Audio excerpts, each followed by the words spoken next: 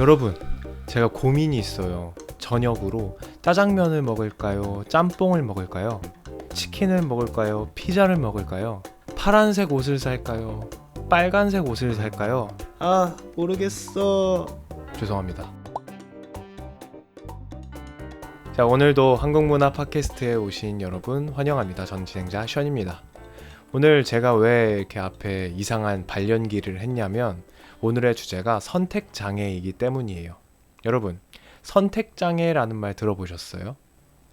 이게 비교적 최근에 생긴 말인데 한국 사람들이 두 가지 중에 무언가를 선택할 때 잘 선택하지 못하기 때문에 생긴 말이에요.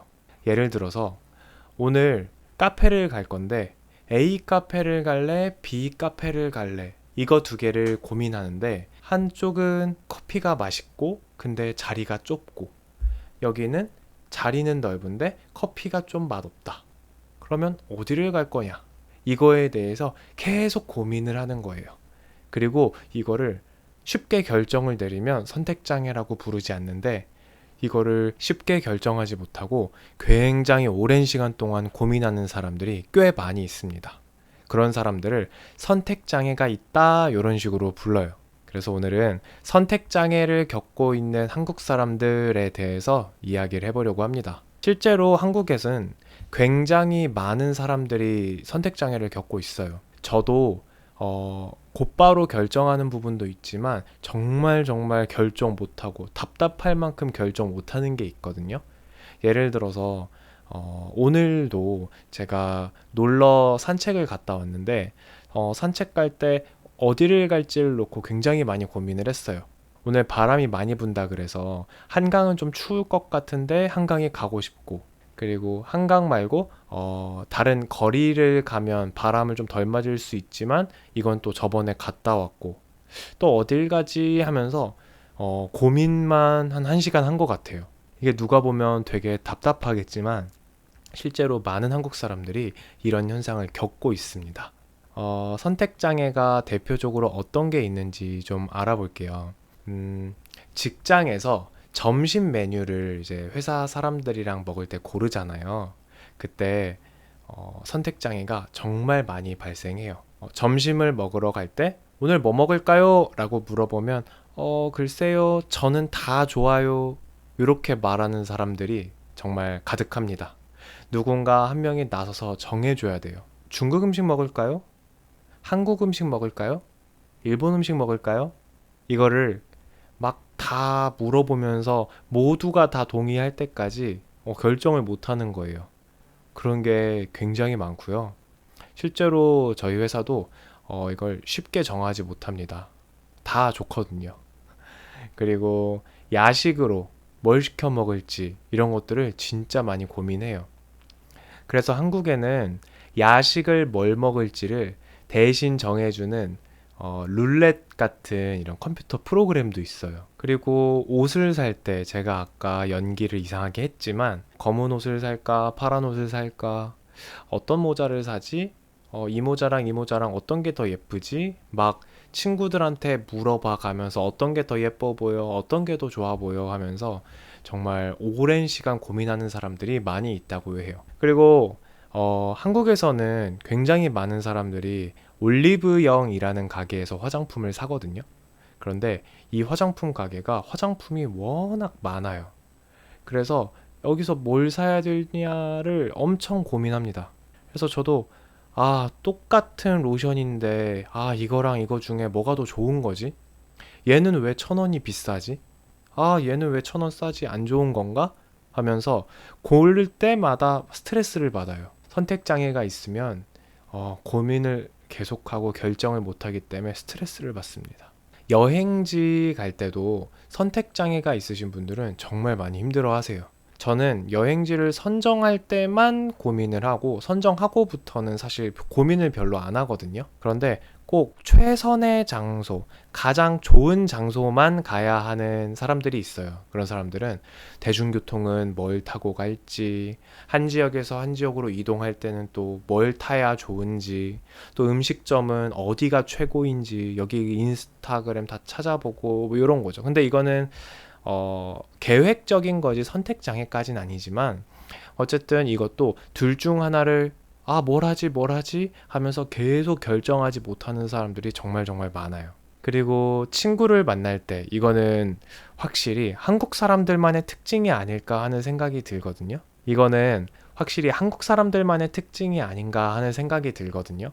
친구를 만날 때 만날까 말까를 굉장히 고민해요. 이게 무슨 말이냐면, 야, 오랜만에 한번 보자. 이번 주 토요일 어때? 라고 친구한테 연락 오면, 이번 주 토요일 아무것도 없는데, 만날까? 아니면 나 일 있다고 하고 집에서 쉴까? 이거를 굉장히 많이 고민한대요.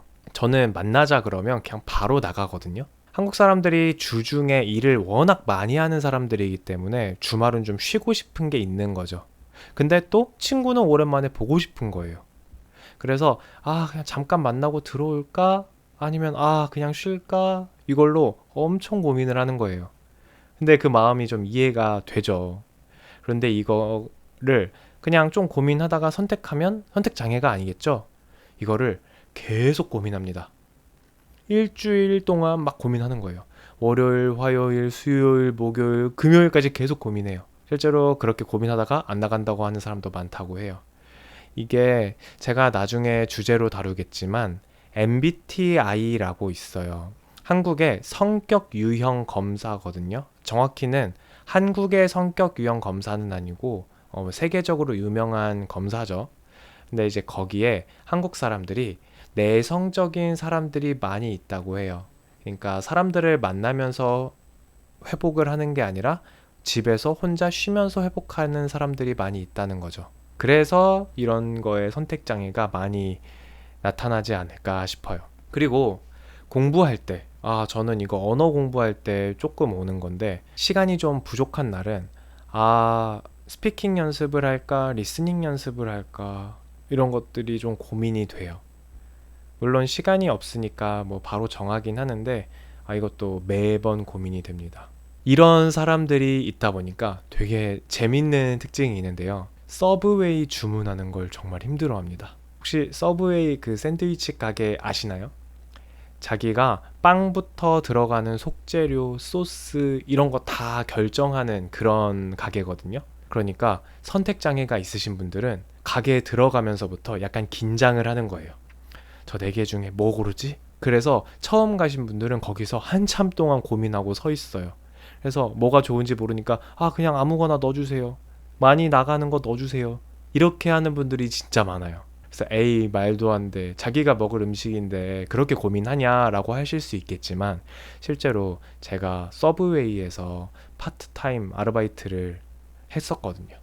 그래서 그때 손님들의 한 3분의 1 혹은 4분의 1 정도는 직원한테 잘 나가는 걸로 그냥 해주세요. 이렇게 했던 것 같아요. 그러니까 모든 걸 선택한다는 게 선택장애 있으신 분들한테는 진짜 힘든 일인 거죠. 그리고 넷플릭스에서 뭘 골라야 될지를 몰라 합니다. 넷플릭스에 워낙 많은 영화가 있잖아요. 근데 거기서 오늘 쉬는데 뭐 보지? 하면서 계속 그 화면만 넘기는 거예요. 그러다 보니까 뭐 보지? 아예 몰라 하고서 꺼버리는 거죠. 실제로 이런 분들이 많이 있다고 합니다. 네, 저도 넷플릭스에서 뭐 볼지 고민을 조금 하는 편인 것 같아요. 그래서 이렇게 선택장애가 있는 분들을 위해서 요즘은 되게 독특한 방식이 나오고 있어요. 선택지를 처음부터 없애버리는 거죠. 그게 무슨 말이냐면 이런 거예요. 머리부터 발끝까지 내가 고르면 선택장애 겪어야 되잖아요. 그러니까 알아서 제공을 해주는 거예요. 모자는 이걸로, 상의는 이걸로, 바지는 이걸로 이렇게 한 번에 세트로 구매할 수 있는 옷을 파는 가게들이 나왔어요. 요거만 사는 거 안 돼요. 그냥 세트로 다 사야 되는 거죠. 근데 이거를 선택장애가 있으신 분들은 좋아한다고 하더라고요. 그리고 식재료를 시키지 않아도 알아서 정기 배송해주는 서비스가 있어요. 그러니까 요거는 선택장애가 있으신 분들을 위한 서비스는 아니고 못난이 과일이라고 한국에서 부르는데 조금 흠집이 있거나 못생긴 과일들 있잖아요. 그런 상품성이 아주 조금 떨어진 과일들, 그런 과일들을 저렴하게 배송해주는 서비스인 거죠. 그런데 그 서비스가 뭘 받을 수 있을지 고를 수도 있지만 기본적으로 선택하지 않으면 랜덤으로 그때그때 알아서 배송을 해줘요. 그러니까 매일 아침에 내가 야채를 받을 때 어떤 야채를 받을지 모르고 받는 거죠. 이게 당황할 수도 있지만 또 뭐 재밌을 수도 있죠. 그리고 매일매일 그날에 공부할 부분이랑 양을 정해주는 그런 언어 공부 앱 아니면 뭐 다른 수학 공부 앱 이런 것들이 있어요. 예를 들어서 제가 주로 이용하고 있는 스픽이나 듀오링고 같은 건 매일매일 공부해야 하는 걸 제공해 주거든요. 그러니까 오늘은 어떤 걸로 어떻게 공부하지를 굳이 고민할 필요가 없는 거죠. 그런데 또 제가 같이 쓰고 있는 링큐라는 앱은 제가 공부할 자료를 목록에서 선택해서 또 제가 능동적으로 공부를 하는 거죠. 그리고 아까 제가 예시로 들었던 것 중에 회사에서 매일 점심을 선택하는 게 힘들다 그랬잖아요.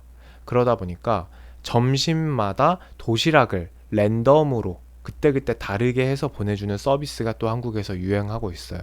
매일 점심시간에 어떤 음식이 올지를 정하지 않아도 되는 거죠. 그래서 이런 것도 잘 된다고 하고요. 그리고 이거는 더 재밌는 현상 같은데, 그리고 이건 재밌는 건데, 한국에서는 게임에서도 내가 어디로 갈지를 선택하는 것보다 정해진 루트대로 가는 거를 좋아하는 성향이 좀 나타나고 있다고 해요.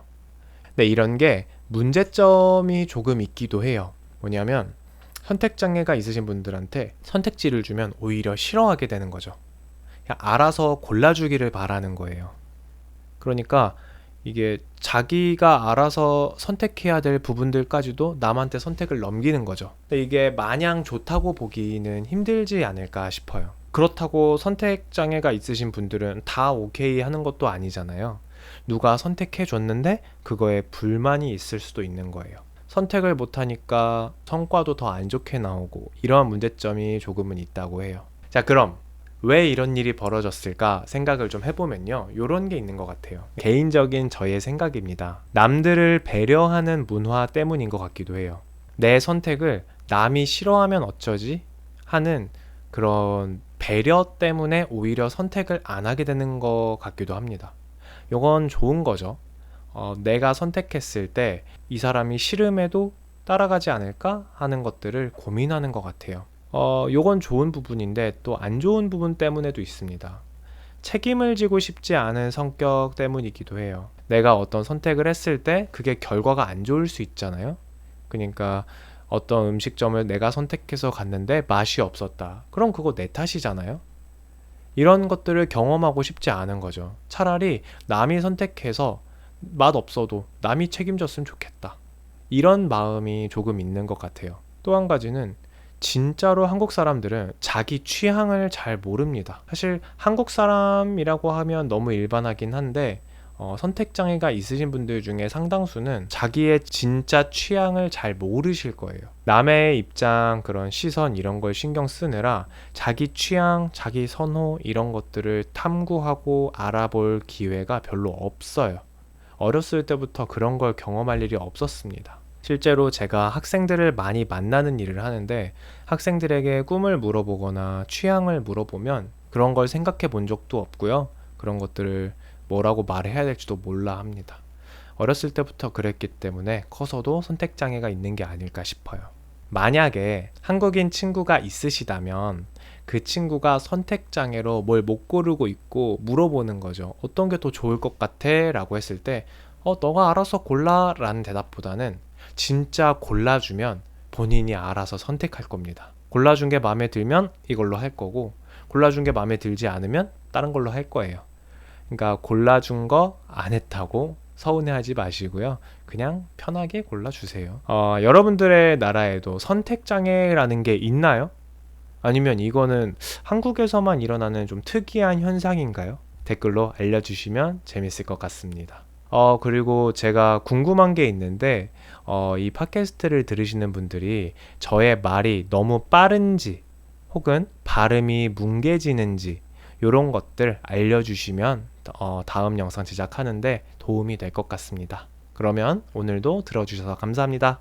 안녕. 오늘도 들어주셔서 감사해요.